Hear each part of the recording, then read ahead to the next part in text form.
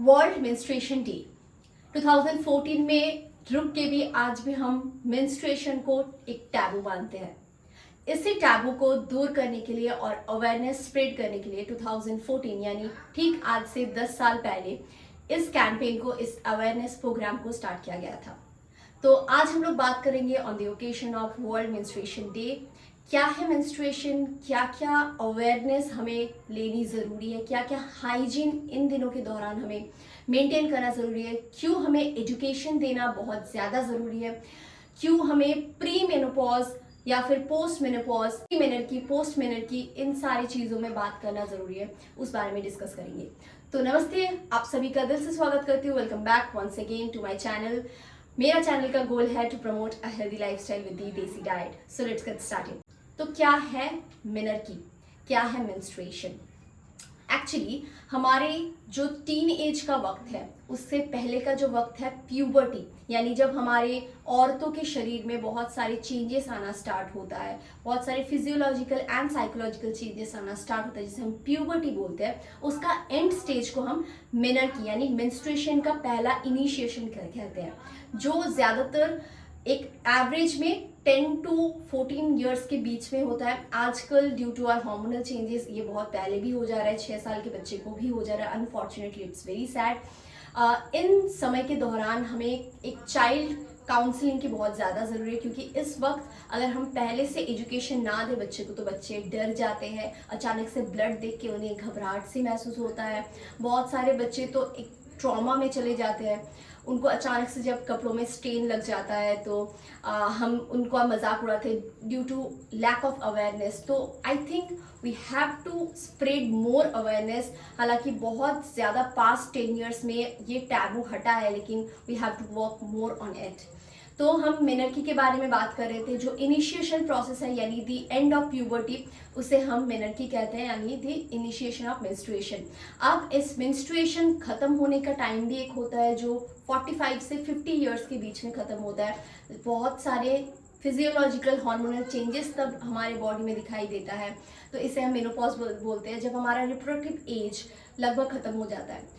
क्योंकि हम एक औरत है और हमारा मेंस्ट्रुएशन एक नए जान को इस दुनिया में लाने के लिए एक प्रोसेस है, तो हमें इसे बिल्कुल भी टैबू की तरह नहीं देखना है, हमें इसे रिस्पेक्ट करना ज़रूरी है। अगर किसी लड़की का स्कर्ट में स्टेन लग जाता है, उसे ट्रोल ना करें, उसे उसका मजाक ना उड़ाए, बल्कि उसको एक मेंटल सपोर्ट देना ज़रूरी है। इसीलिए मेंस्ट्रुएशन एजुकेशन ना सिर्फ औरतों को लेकिन हमारे मर्दों को यानी मेंस को भी मिलना बहुत ज़्यादा ज़रूरी है। पेरेंट्स को, बोथ पेरेंट्स यानी मदर और फादर दोनों को इक्वली सपोर्ट करना, बच्चे को एजुकेट करना बहुत ज़्यादा ज़रूरी है। तो मेंस्ट्रुएशन डे में क्या क्या हाइजीन के बारे में हम बात करेंगे, वो भी हम डिस्कस कर लेते हैं। तो मेंस्ट्रुएशन एक ऐसा टाइम है जब हमारा बहुत सारा फिजियोलॉजिकल चेंजेस होता है, बहुत सारा हार्मोनल चेंजेस होता है। इस समय पे हमारा जो इम्यून सिस्टम है वो बहुत ज़्यादा नाजुक हो जाते हैं, तो we are more prone to infection.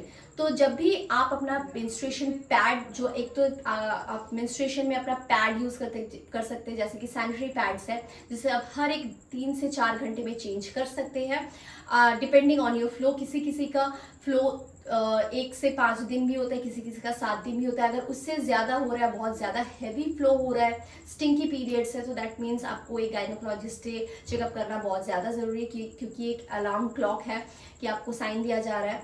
अगर आपका ब्लीडिंग बहुत ज़्यादा हो रहा है, यानी एक दिन में आपको हर एक 2 घंटे में 1 घंटे में पैड चेंज करना पड़ रहा है, तो ये एक अलार्म है, डेफिनेटली आपको हेवी फ्लो हो रहा है। ज़्यादातर फर्स्ट 2 डेज में फ्लो ज़्यादा होता है। अगर आपका फ्लो 5वें दिन तक भी सेम है तो you should definitely consult with a good gynaecologist और अ गुड एक्सपर्ट। इसके साथ साथ आपको अभी बहुत सारे मार्केट में सैनिटरी नैपकिन्स के वैरायटी है, जैसे कि कॉटन नैपकिन्स जो सबसे बेस्ट है। कॉटन नैपकिन्स आप यूज़ कर सकते हैं। जो एक्स्ट्रा फ्लेवर्ड नैपकिन्स है उसे आप यूज़ ना करें, कुछ अच्छे कंपनी का आप मेंस्ट्रुएशन पैड्स यूज़ कर सकते हैं। इसके साथ साथ tampons are very good solution. Menstruation cups, जिसे आप बहुत ही ईजिली यूज़ कर सकते हैं, लेकिन आप मेंस्ट्रुएशन कप्स को पूरी रात ओवरनाइट पहन के नहीं रख सकते, it will make you more prone to infection.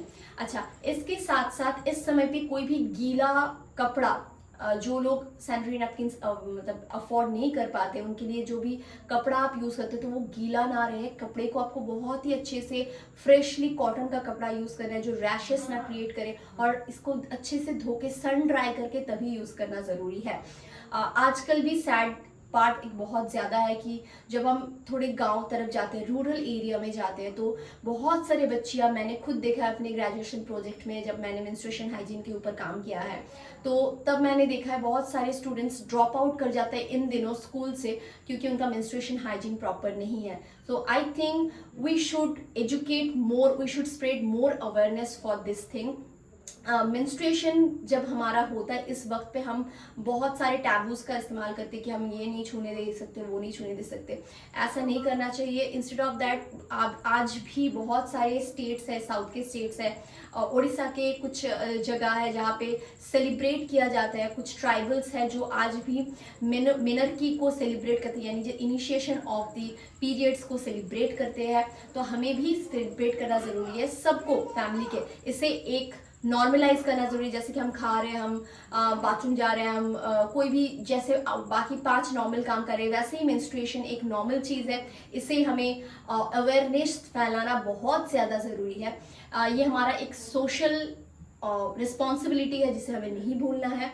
और इसके साथ साथ एक जो आजकल बहुत ज़्यादा सैड पार्ट है कि बच्चियों को अपने टाइम से पहले प्यूबर्टी आ जाती है और मेंस्ट्रुएशन हो जाता है। जैसे कि 5 साल के बच्चे को, 6 साल के बच्चे को भी मेंस्ट्रुएशन हो जा रही है। तो तब एक स्कूल में भी अभी स्टार्ट हो गया है, एक स्कूल में भी एजुकेशन देना बहुत ज़्यादा ज़रूरी है कि मेंस्ट्रुएशन क्या है, कैसे इसे हैंडल कर सकते हैं। और पेरेंट्स को भी छुआछूत ये वाली चीज़ें नहीं करनी है। आपको ये फील कराना ज़रूरी है कि मेंस्ट्रुएशन इज़ वेरी नॉर्मल, इसमें कोई भी छुआछूत ऐसा नहीं है, ये एक नॉर्मल प्रोसेस है। इसे आप जितना अच्छे से साइकोलॉजिकली अपने बच्चे को समझाएंगे उतना वो बहुत ज़्यादा कॉन्फिडेंट फील करेंगे। जब भी मेंस्ट्रुएशन स्टार्ट होता है तो हाइड्रोसल्फिन्स या फिर डायासल्फिन से टेस्टिंग होता है। गायनेकोलॉजिस्ट देखते हैं कि एंडोमेट्रियम लेयर जो है वो डेवलप हुआ है, यानी ओवरी ठीक से डेवलप हो रहा है, यानी ठीक से वहाँ पे ब्लड फ्लो हो रहा है, यानी एग्स को कलेक्ट किया जा रहा है यानी प्रॉपरली। इन सबको देख के फिर हम एक मतलब कंक्लूजन में आ सकते हैं एज पर द गायनेकोलॉजिस्ट कि हमारा मेंस्ट्रुएशन ठीक है, अभी हमारा जो ओवरी है वो मैच्योर हो रहा है। तो इनके लिए, इन सब के लिए आपको एक एक्सपर्ट की गाइडेंस बहुत ज़्यादा ज़रूरी है। आजकल पीसीओडी पीसीओएस बहुत ज़्यादा फैल रही है क्योंकि हमारा लैक ऑफ डाइट पैटर्न या फिर एक्सरसाइज। तो बच्चियों को आप थोड़ा सा खेलने के लिए भेजिए, एक ज़मीन पे बैठ के खेले या फिर खाना खाए ताकि उनका पेल्विक रीजन ओपन हो। थोड़ा सा पेल्विक एक्सरसाइज करना बहुत ज़्यादा ज़रूरी है क्योंकि अगर उनका पेल्विक रीजन ओपन अप नहीं होगा प्रॉपरली तो वो मेंस्ट्रुएशन में भी दिक्कत होगा। तो इन सारी चीज़ को आपको फॉलो करना बहुत ज़्यादा ज़रूरी है। एक हेल्थी डाइट मेंटेन करना बहुत ज़्यादा ज़रूरी है। एक्सरसाइज डेली एटलीस्ट बच्चे को 1 घंटे के लिए आप मैदान में छोड़ के आइए, खेलने के लिए बोलिए ताकि एक नॉर्मल पीरियड्स वो अचीव कर सके। Again in the last of the video, periods or menstruation is not a taboo or not a shame, it's a normal thing and we should normalize it more. Thank you for watching me. मिलती हूँ आपसे next video में, तब तक के लिए नमस्ते।